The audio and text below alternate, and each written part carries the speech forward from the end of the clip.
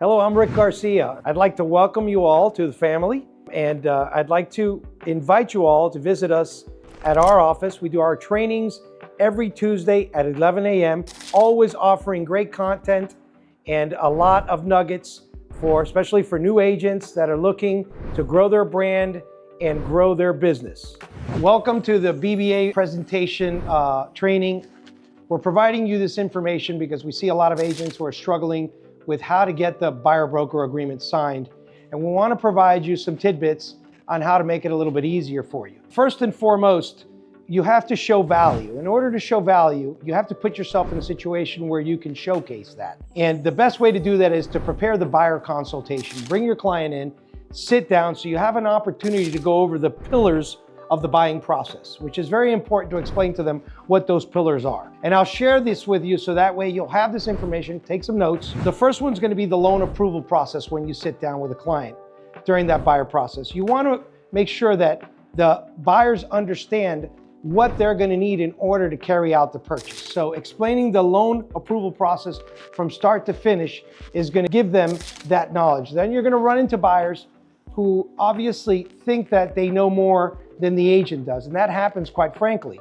And that's why you're sitting down, because when you sit down to explain all this stuff, you're going to be able to showcase that you are the one with the knowledge, and you're going to guide them in the direction to get this transaction done. So the next step that I take is I sit down after explaining the loan approval process. I explain to them the home search process. The home search process is pretty complex in the sense that your client is going to have wants, needs, and they may not match up with their loan approval of what they want. So you're going to have to bring all that together to find the perfect home. Now, when you're doing the home search process, there's going to be market dynamics that need to be taken into account. And those market dynamics are going to be obviously the availability of inventory, availability in the particular area for a particular model that they're looking for, whether there's homes in the area that have pools, larger yards, and so forth. So those are all things that as a professional, you're going to be able to bring together for your client. And you need to be able to convey that to them so that they feel comfortable that you're the agent they want to use. Next thing is going to be your offer research. If you're pre-offer and you've identified several properties that your client likes, you're going to want to do the offer research, because you're going to want to know during that process, what are days on market in the area? Did the buyer get a seller credit when he purchased the property? What did they pay for it? What are the average sales in the neighborhood? So that way you can come up with a correct valuation of the property to give them a recommended offer price that you can sit down with them and they can say, well, this guy really knows his market and understands what he's doing. The next thing is going to be actually the components of the actual offer.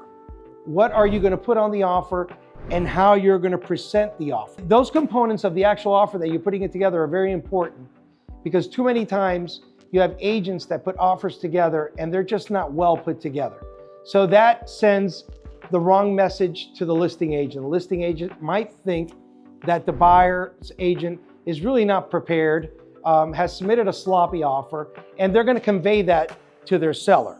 So you want to make sure that when you're putting the components of the actual offer, you convey to your buyer that you're the person that can do that. So by having all this information down available to them, you're going to be able to show them that you are the right person to put it together. Sending in an offer that has the actual approval letter and that you've actually checked assets is very important. That's why our team here at Lifestyle can help you put all this together. Next thing you're going to discuss with them is going to be contract periods and timelines. There's a lot of timelines on these contracts, from inspection periods to commitment periods that you need to meet, and you need to understand the contract so you can explain it to your client.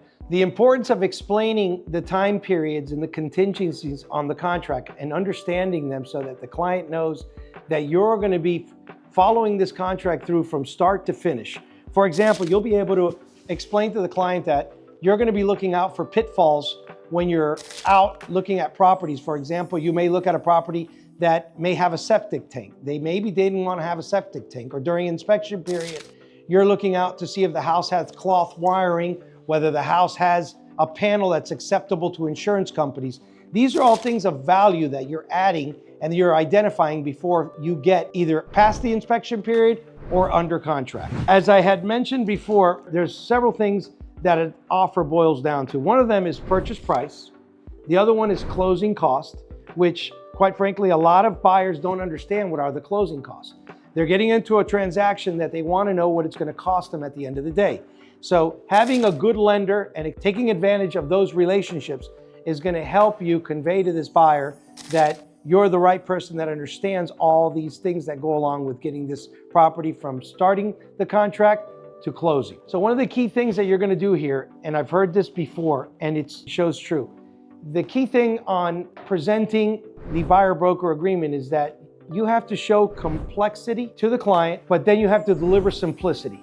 And basically what that means is, when you break down all the things that you have to do for this buyer to get under contract, to buy the house, the showings, everything that goes along with it, all the complexities that come along with putting a deal together, and then you're just delivering the simplicity because you're going to make it simple for them at the end of the day.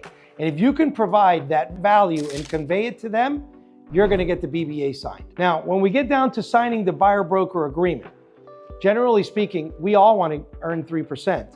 So as I present the buyer-broker agreement, I'm disclosing to them that there was a change in the law that historically in the past, the commissions were offered online through our MLS, and that has been removed, and that seller is not obligated to offer compensation, but that at 95% of sellers are still offering compensation.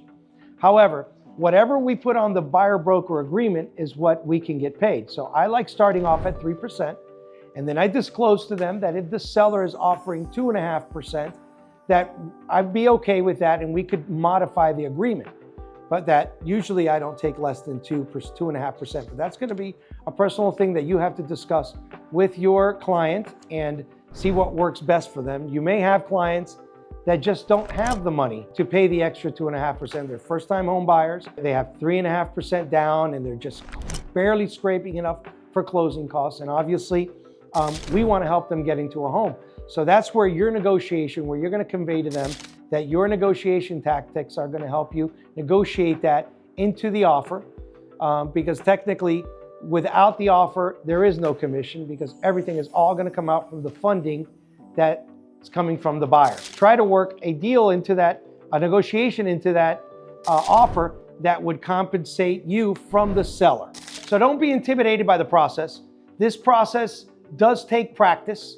And as you hone your skills on this, it's going to become much easier. And we're also seeing a lot of buyers that have already learned that this is the new process that is happening out there. If you do run into a situation where you don't feel comfortable, the good thing with Lifestyle International Realty is that there's always a mentor on board ready to help you. And there's always somebody ready to provide you training. So reach out to your managers and let's get your business going. Thank you.